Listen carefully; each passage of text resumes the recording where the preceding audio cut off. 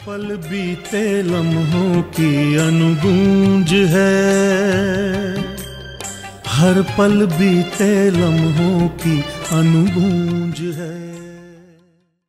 नमस्कार श्रोताओं, अनुगूंज कार्यक्रम में मैं योगेंद्र टिक्कू और मैं सुषमा शर्मा आपका स्वागत करते हैं। आकाशवाणी ध्वनि संग्रहालय के समृद्ध संकलन में आज हम आपके लिए लेकर आए हैं स्वतंत्रता सेनानी और समाज सेवी बाबू जगजीवन राम के कुछ संस्मरण।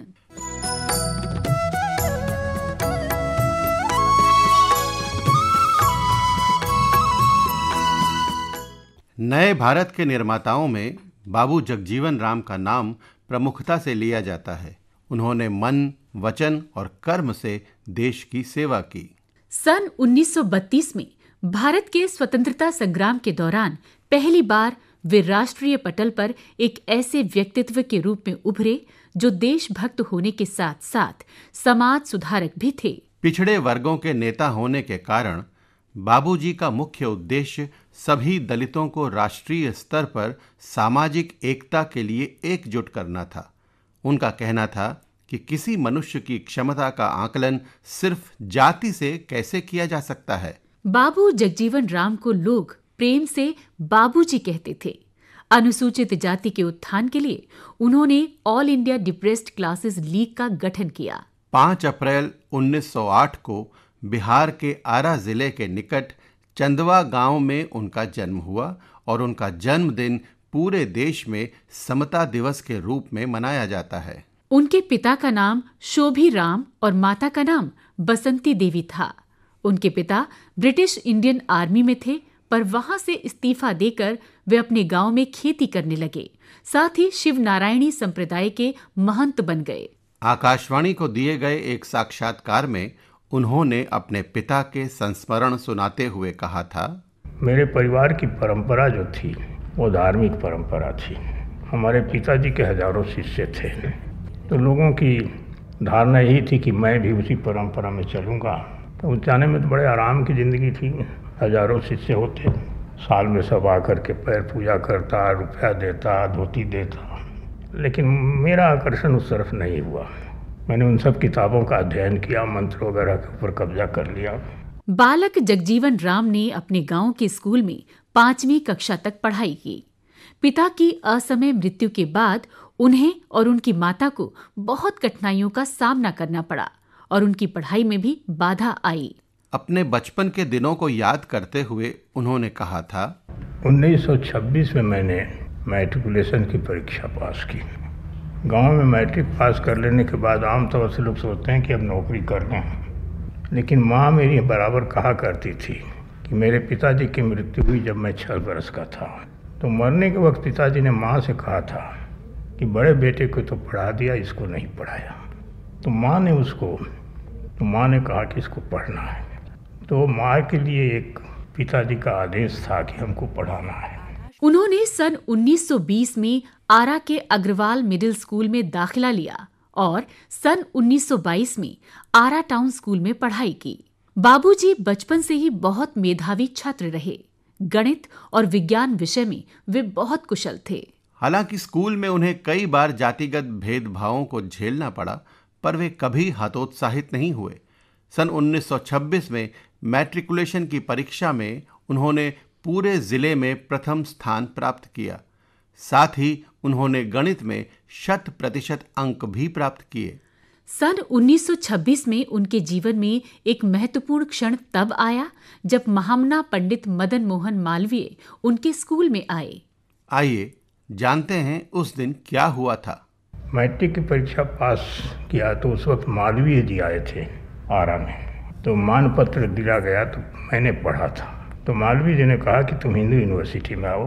तो मैं काशी विश्वविद्यालय में चला गया पढ़ने के लिए। वहाँ से इंटर साइंस पास किया, लेकिन प्रवृत्ति हमारी थी कुछ सार्वजनिक काम करने का। तो मुझे पता लगा कि कलकत्ते में हमारे ज़िले के बहुत लोग हैं और हमारे पिताजी के बहुत शिष्य हैं, हजारों।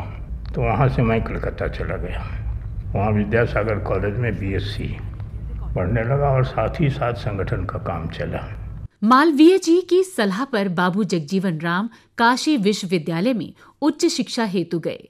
यहाँ भी उन्हें भेदभाव का सामना करना पड़ा, पर उन्होंने हार नहीं मानी और मुखर विरोध किया। उन्होंने जाति प्रथा और सामाजिक भेदभाव पर बहुत चिंतन मनन किया। उन्होंने कई धार्मिक ग्रंथों, वेदों तथा उपनिषदों का अध्ययन किया और जाति प्रथा के उद्गम को जानने का प्रयास किया और इस निष्कर्ष पर पहुंचे कि अस्पृश्यता मानवता पर अभिशाप है। समाज का उद्धार अस्पृश्यता को समाप्त करके ही हो सकता है। बाबू जगजीवन राम के राजनैतिक जीवन का आरंभ कलकत्ता से हुआ।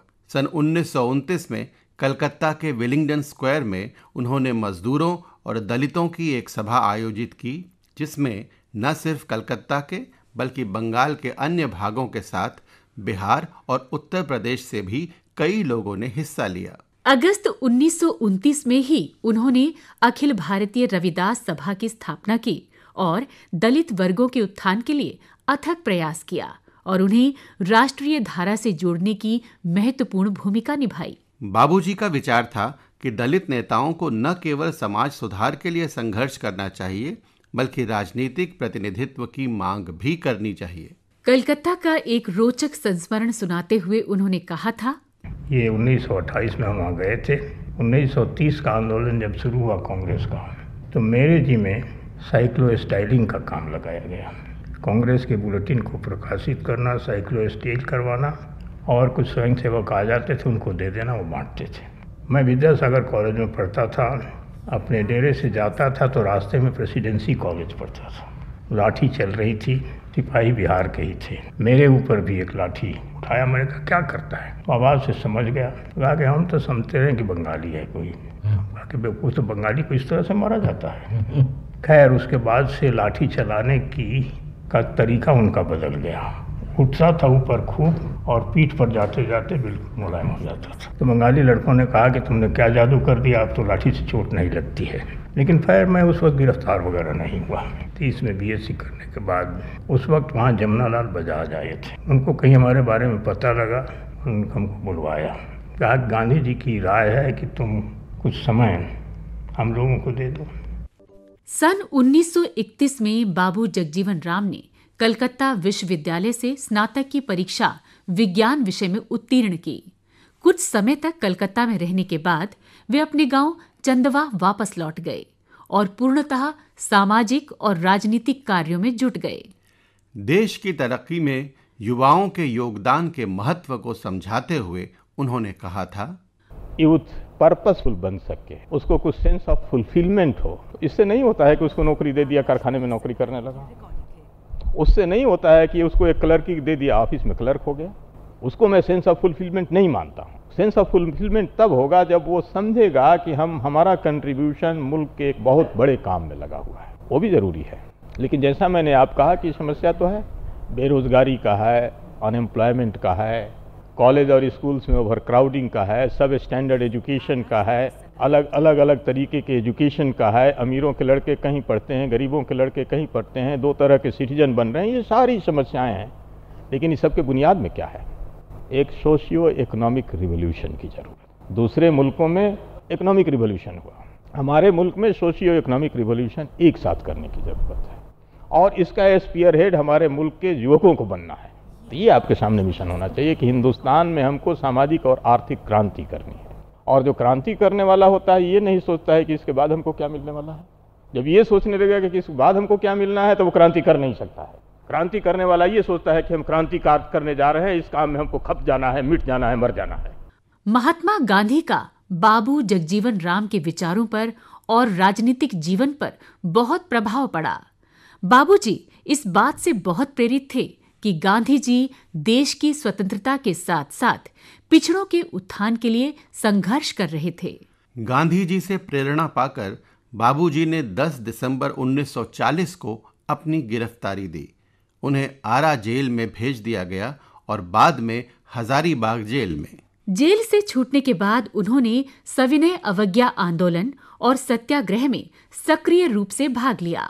गांधी जी से अपनी मुलाकात के बारे में उन्होंने कहा था, 1940 में व्यक्तिगत सत्याग्रह हुआ। पटने से लोगों को ला करके घर रख दिया और 1 साल की सजा हुई। हजारीबाग जेल भेजे गए। वहाँ सभी नेता थे। 9 महीने के बाद छूट करके आ गए तो कुछ रचनात्मक काम शुरू किया गया और दलित वर्ग संघ का काम भी शुरू किया हमने। उस वक्त डॉक्टर अंबेडकर यहाँ एग्जीक्यूटिव काउंसिलर हो गए थे, तो मैंने कानपुर में एक कॉन्फ्रेंस करना चाहा। कांग्रेस वाले अपनी मीटिंग कर सकते थे, लेकिन मेरी मीटिंग के ऊपर बैन लगा दिया गया और नहीं करने दिया गया। खैर हम दौरा करते रहे। गांधी जी को, राजेंद्र बाबू वर्धा आश्रम में थे, तो वहाँ से गांधी जी ने खबर भिजवाया कि यहाँ आ जाओ, कुछ दिन रहो। तो वर्धा आश्रम चले गए। तो वहाँ वर्धा आश्रम में गए तो गांधी जी से नज़दीक से परिचय हुआ। मैं वर्धा आश्रम में ही ठहरा। तो वहाँ तो सभी चीज़ें उबाली हुई मिली, दाल में नमक अलग से, करेला उबला हुआ, चावल और दही अच्छा था। गांधी जी ने पूछा दोपहर को, खाना कैसा लगा तुमको? मैंने खाना तो और खाया नहीं, दही भात खाया है, लेकिन खाने के बाद जो बर्तन मलना पड़ा है वो अच्छा नहीं लगा है। हंसने लगे, कहें कि तब तुम बजाज बाड़ी चले जाओ, राजेंद्र बाबू वहीं हैं, तुम भी वहीं रहना। बाबूजी को स्वतंत्रता संग्राम के दौरान अपने परिवार का पूरा सहयोग प्राप्त हुआ। मेरे राजनीतिक कामों में प्रेरणा अगर न कहें तो प्रोत्साहन अवश्य मिलता रहा, रुकावट नहीं आई।